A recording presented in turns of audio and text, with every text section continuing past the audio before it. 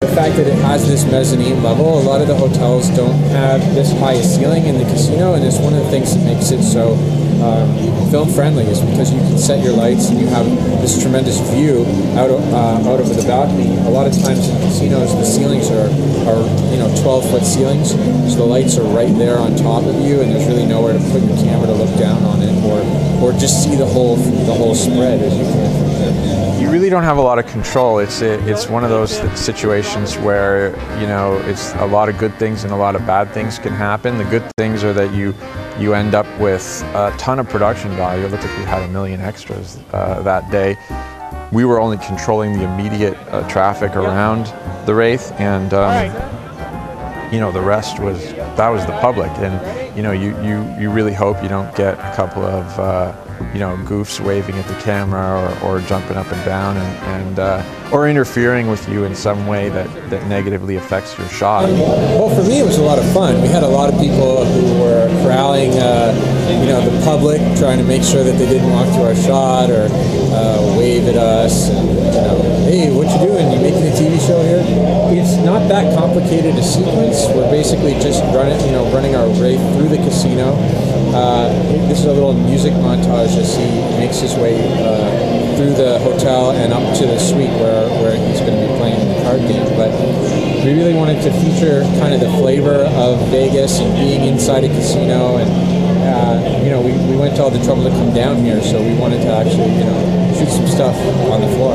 It was important to me to get shots of the Wraith walking down the Las Vegas Strip and seeing him interact with crowds. And those things kind of, to me, help to sell the slightly ridiculous scenario of having a Wraith participating in a high-stakes poker game. The poker game is made up of quite a colorful, you know, group of characters. Down at one end is Charlie Cohen, who is the executive VP of MGM. He's a huge fan of the show, and you know, is greatly responsible for the fact that we were shooting in Vegas. Next to him is Joel Goldsmith, who writes our music. He's been a composer for as long as Stargate has been on the air. And then there's 2 professional players, and then you know, we had a couple of the gentlemen, Steve Strippa and Frank Vincent, who you may recognize from The Sopranos. They were great guys, super professional. They were you know, really you know, excited to be there. And when you're writing a scene like that, and you know that you've got a couple of guys like that coming in for a cameo, you know, you're kind of torn. On the one hand, you know, you want that scene to be worthy of their talents, but on the other hand, it is just a cameo, so you know, you want that show to almost to be all about them. It's kind of funny. I had written a different scene and I wasn't that happy with it, and heard Joe Flanagan talking about a situation in which his nanny's finger had actually been bitten off by one of her dogs. They had all been at an outdoor campfire at Joe's place, and the dogs got into a bit of a fight, and she had reached in to try and break it up, and one of the dogs actually bit the tip of her finger off. And he told that whole story, and I thought, you know, that is just too good to be true. You just can't make stuff like that up. And so I rewrote the scene and put that story. I embellished it to a certain extent, but that's the dialogue that Frank and Steve actually deliver in the show. You got it in the fridge. And where's the housekeeper? She's at the hospital. She lost a ton of blood. Really? Don't they need the finger? Nah, it's too late to reattach it. She'll be all right. Yeah, we've stopped there. We've cut. You look good when you smile. That's good. The more you want to smile. Gentlemen, yeah, we were down in a hallway of a service hallway of a working casino hotel. So there were still staff walking through. It was one of the first things we had to do stunt-wise down in Vegas. It was a little more chaotic working down there. There's always like somebody walking in the way or something, and I just had to be more sort of on top of things. Just people that you're used to working with know your style. They know when you're rehearsing. They know when you're not. And all the shooting crew came from LA, so there was only a couple of us from Vancouver here that were actually had been on Stargate Atlantis from the beginning. When you're down there and you don't know anybody, and you're like, okay, well, I want to meet. Oh, hold on. Who's the props guy? Somebody? I hired all the stuntmen from Los Angeles, and every one of them I had worked with before on some movie. So I knew that I was covered no matter what, but there's that variable of working with new people that is always a challenge. I was really set on trying to do an episode that had real elements in it. In the case of the stunt, I wanted the Wraith to jump off of the casino building. All I had to go on when we were prepping this high fall was drawings, and they weren't to scale, and photographs. I mean, it's very important when you're choosing an airbag for a high fall. You have to know how high the high fall is, because airbags are constructed specifically for certain heights. Also, I had to know what the width of the alley was that we were working in to place the airbag, because the airbag may not have fit in the alley, and it may not have been a deep enough alley to jump off the roof with.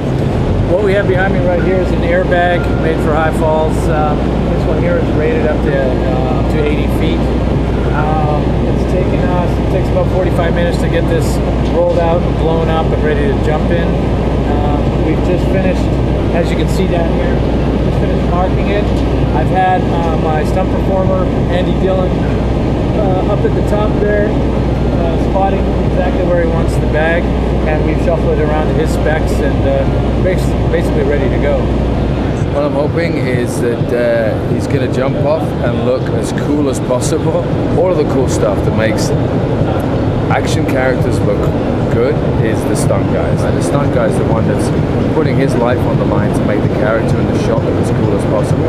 So, I mean, these guys are invaluable. I'm in continual awe of what they've done. They have a completely different relationship to pain than most people, and they put their bodies on the line. It was a pretty high jump. But I also feel very confident in James Bamford, our stunt coordinator. So at that point, I kind of say, this is the scenario I want to see happen, and I rely on his expertise and professionalism to make sure it's gonna look good, but also that it's gonna come off in a safe way.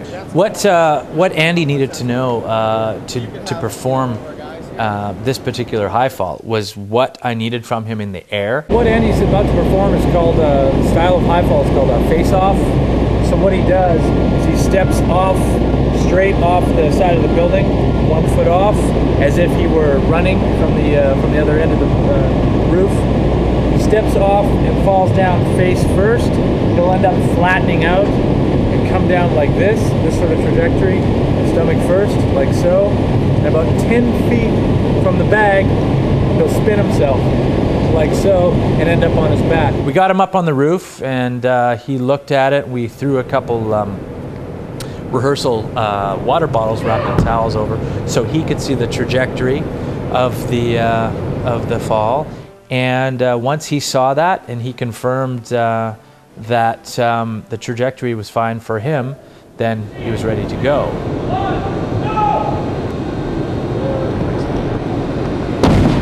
It was unbelievable, like unbelievably skillful. Landed perfectly, dead center, no problems, no issues.